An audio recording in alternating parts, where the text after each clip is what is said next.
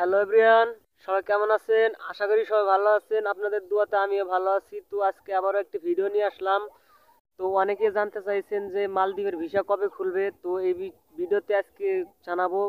ভিডিওটি স্কিপ না করে সম্পূর্ণ ভিডিওটি দেখতে থাকুন। তো ভিডিওটি ভালো লাগলে একটা লাইক দিবেন এবং নিত্য নতুন আপডেট খবর পেতে আমাদের সাথে থাকবেন। তো এক ভাই কমেন্ট করেছেন যে মালদ্বীপে আমরা যাইতে পারবো কিনা।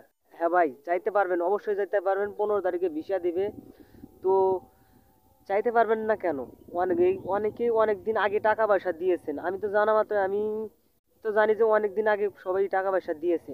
তো এতদিন ভিসা বন্ধর কারণে দিতে পারে নাই দালালে। এখন দালালের কাছে গিয়ে বলেন, দালাল অবশ্যই ভিসা দিবে। 15 তারিখে ভিসা খুলবে, ইনশাল্লাহ চালু হয়ে গেছে ভিসা। তো সবাই দয়া করে দালালের কাছে যান, গিয়ে একটু কথা বলেন, দালাল দেখেন কি বলে। তো ঘরে বসে থাকলে ভাই হবে না। তো একটা কথাই আছে না যে নিজের কাজ নিজেই করতে হয়। দালালকে গিয়ে একটু বলতে হবে। দালাল নিজে কিন্তু আপনাকে বলবে না যে ভাই আপনার ভিসাটা বের হয়েছে, আপনি নিয়ে যান। তো যখন ভিসা বের হবে, সরকার যখন দিবে তখনই ভিসাটা দালালের দিবে। তাছাড়া কিন্তু দিবে না। ভাই গিয়ে বলেন, গিয়ে বললেই হবে ভিসা আলহামদুলিল্লাহ 15 তারিখে ভিসা খুলে দিবে।